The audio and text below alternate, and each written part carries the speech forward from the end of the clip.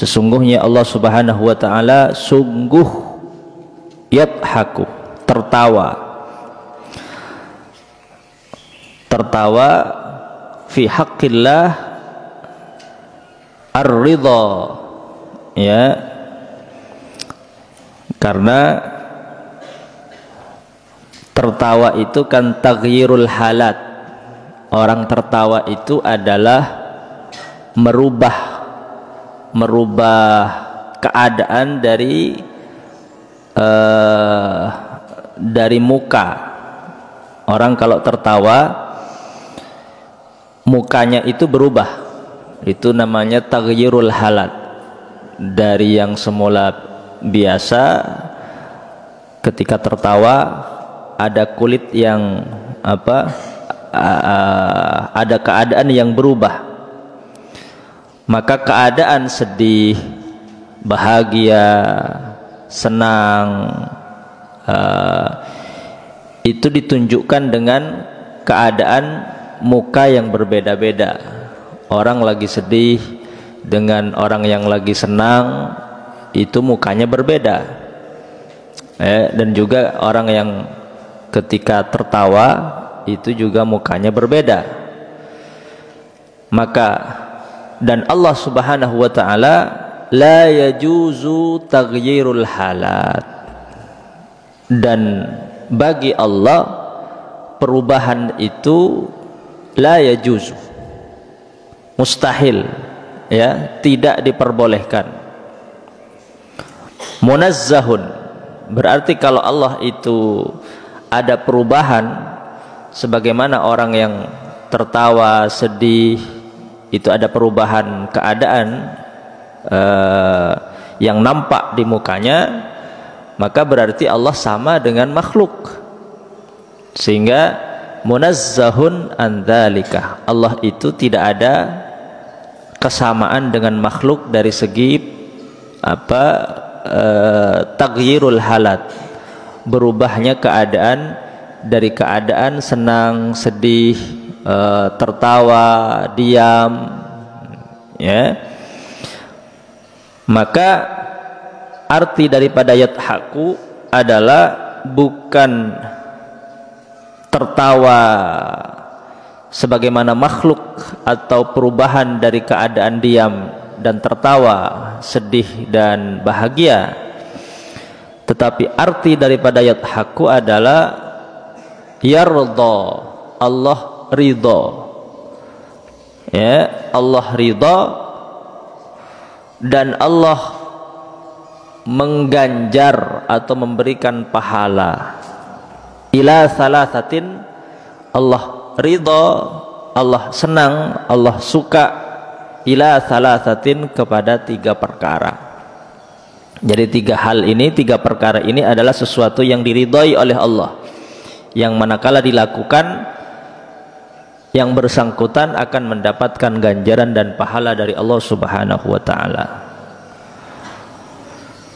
Yang pertama adalah as-saffu fis shalah, barisan ketika di dalam salat berjamaah.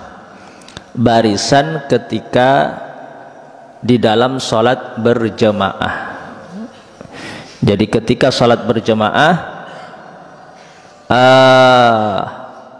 mereka yang berbaris di dalam satu shaf dengan menjaga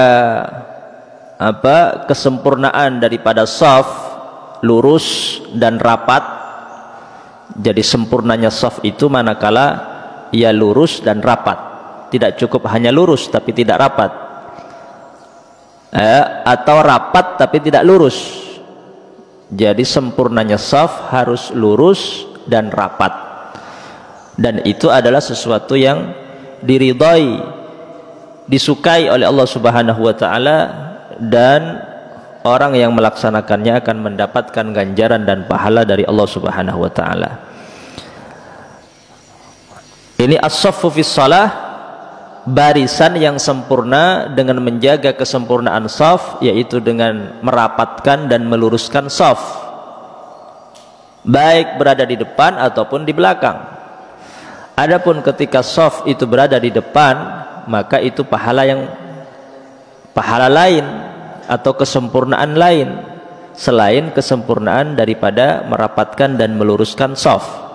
Jadi orang yang menyempurnakan shafnya dengan merapatkan dan meluruskan shaf, ia akan mendapatkan pahala dan ridha daripada Allah Subhanahu wa taala. Kalau berada di shaf yang paling depan, maka ia mendapatkan pahala yang lain, pahala di shaf yang pertama dan pahala menyempurnakan shaf. Lalu kemudian berada di sebelah kanan imam, itu juga pahala yang lain, ya, pahala yang lain, mendapatkan 3 keutamaan, kesempurnaan atau 3 pahala. Pahala berat, jadi shaf yang paling utama itu berada di posisi kanan imam, dapat pahala. Lalu kemudian berada di shaf yang pertama, dapat pahala. Lalu kemudian menyempurnakan shaf dengan meluruskan dan merapatkan shaf, pahala yang lain, ya, pahala menyempurnakan shaf, pahala berada di shaf yang pertama, lalu kemudian pahala berada di shaf sebelah kanan imam, ya. Selain juga pahala takbiratul ula ma'al imam, menemukan takbir yang pertama bersama imam, nah, itu juga pahala lain, mendapatkan takbiratul ula ma'al imam, artinya tidak ada rakaat yang tertinggal, itu juga pahala lain. Selain juga pahala khusyuk, pahala tuma'ninah, pahala bacaan yang sempurna, itu semuanya mendapatkan pahala dan ganjaran dari Allah Subhanahu wa taala. Maka kualitas salat ibadah seseorang sempurna dan tidaknya adalah tergantung bagaimana keadaan shaf jamaahnya, keadaan khusyuk dan tidaknya, bacaan sempurna dan tidaknya seseorang ketika sedang melakukan salat sujud kepada Allah Subhanahu wa taala. As-saffu fis shalah, maka sempurnakan kualitas salat kita, shaf kita, kesempurnaan shaf, posisi shaf, khusyuk kita, bacaan kita, gerakan kita, tuma'ninah kita. Maka ada kitab Sifatu Salatin Nabi, ada kitab yang menjelaskan tentang sifat-sifat salatnya Nabi, ya, sifat-sifat salatnya Nabi. Jadi banyak orang yang salat tapi salatnya tidak sempurna, baik daripada shafnya, khusyuknya, bacaannya. Salli fa innaka lam tusalli, tatkala ada seseorang yang salat tapi tidak tumakninah, apa kata Nabi? Salli, ulangi salatmu, fa innaka lam tusalli, sesungguhnya kamu belum salat. Jadi kalau salat tapi tidak sempurna, itu sejatinya dia belum salat. As-saffu fis shalah, war rajul yusalli fi jawfil lail. Yang kedua dari 3 hal yang diridai, disukai oleh Allah dan mendapatkan pahala dan ganjaran adalah seseorang yang melakukan salat fi jawfil lail, di sepertiga malam atau di pertengahan malam. Fi jawfil lail, jawfil lail itu atau sepertiga malam yang terakhir, sepertiga malam yang terakhir, jawf. Jadi misal malam itu kalau dihitung dari dihitung dari tenggelamnya matahari, itu sudah mulai malam, sudah dihitung sampai Shadiq masuk waktu subuh, itu sudah dikatakan siang walaupun masih gelap. Jadi yang dikatakan malam itu adalah dari tenggelamnya matahari sampai masuknya waktu subuh, terbitnya fajar Shadiq. Nah, waktu antara masuknya waktu maghrib atau tenggelamnya matahari sampai terbitnya fajar itu dibagi 3. Itu berapa jam dihitung dibagi 3. Nah, 3 yang terakhir itu yang dinamakan dengan jaufil lail. 3 yang terakhir, waktu 3 yang terakhir atau sepertiga malam yang terakhir, itu yang disebut dengan jaufil lail. Jadi sekitar kalau subuh itu masuk jam berapa, jam 3 atau setengah 4, jaufil lail bisa masuk sekitar jam 2 atau setengah 3. Ya, 3 waktu atau sepertiga yang terakhir fi jaufil lail. Dan Nabi itu membiasakan qiyamul lail. Nabi itu membiasakan qiyamul lail. Jam 2 Nabi bangun, salat qiyamul lail, salat malam, lalu kemudian tidur dan bangun kembali setelah mendekati waktu subuh. Ar-rajul yusalli fi jawfil lail. War-rajul yuqatilu khalfal katibah. War-rajul, ya, usahakan salat tahajud. Kalau tidak bisa bangun di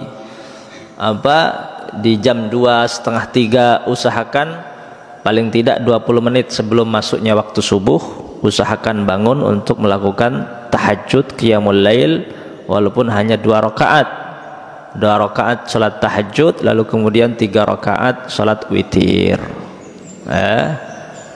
Atau kalau nggak bisa 3, 1 nggak apa-apa. Jadi semuanya 3 rakaat, 2 rakaat tahajud, 1 rakaat witir.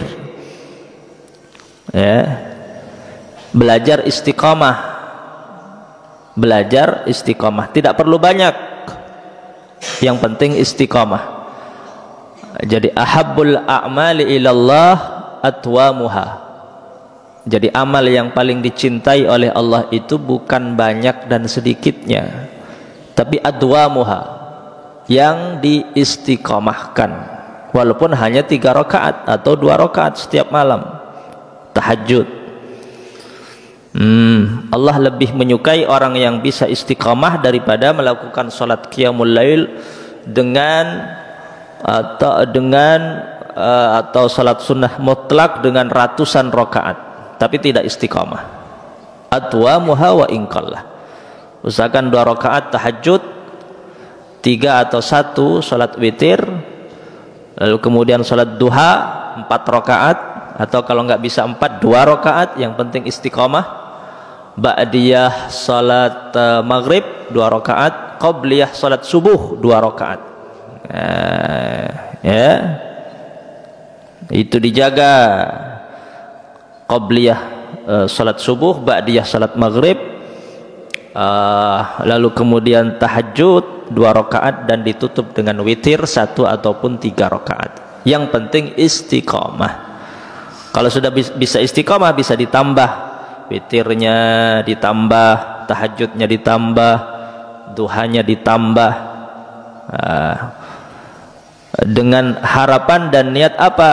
Niat layat haku, agar supaya Allah meridai kita, memberikan pahala dan ganjaran kepada kita. Allah tertawa dengan amal baik kita. Yusalli fi jawfil lail. Yang ketiga, warrajul yuqatilu khalfal katibah. Mujahid atau pejuang, ar-rajul yuqatilu, yang memerangi orang-orang kafir, khalfal katibah, di belakang tentara-tentara atau batalion-batalion. Khalfal katibah, ya, yuqatilul kuffar min waraihim, membunuh orang-orang kafir dari belakang mereka. penyaman aja, nyilep ya. Jadi orang kafir tepat ajalan ke timur pahromoro dari budi dari yang pakai coco dari budi ajinya mana yuqatilu khalfal katibah, nyilep matiin nyilep itu diridai oleh Allah, disukai oleh Allah. Nyilep tak apa-apa, tak masalah. Jadi dia menjadikan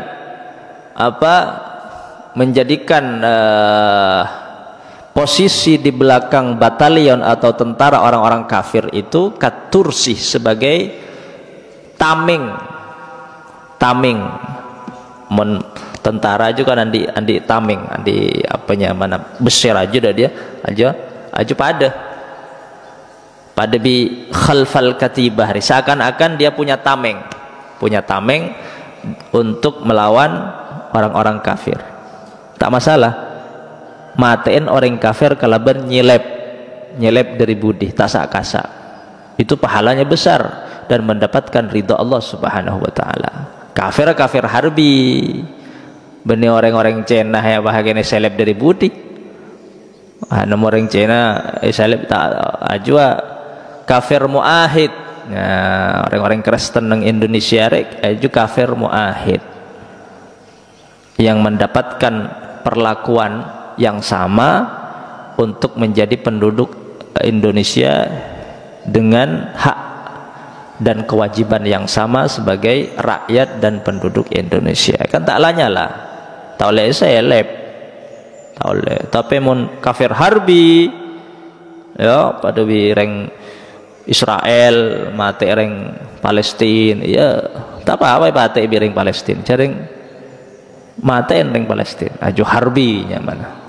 Di Indonesia tak ada kafir harbi, maka cak bom ngebom, cak ronoro Imam Samudra, ISIS, joreng apa saya bom orang Kristen orang Cina di Indonesia benih kafir zimmi tahu saya bom cak tak lanyala, ya tak oleh paten yuqatilu khalfal katibah, innallaha la yadhaku ila thalathah, sesungguhnya Allah Subhanahu wa taala tertawa meridai dan memberikan pahala kepada 3 hal. Yang pertama yang terakhir adalah laki-laki yang membunuh orang kafir dari belakang. Wah bener yang Cina paten cocok dari budi male oleh ridwan Allah aja.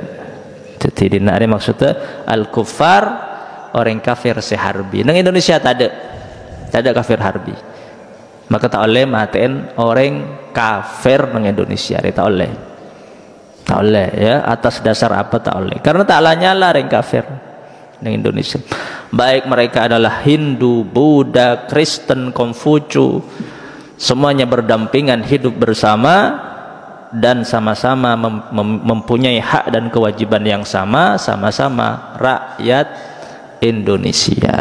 Nah aja saya kocak toleransi wallahu alam.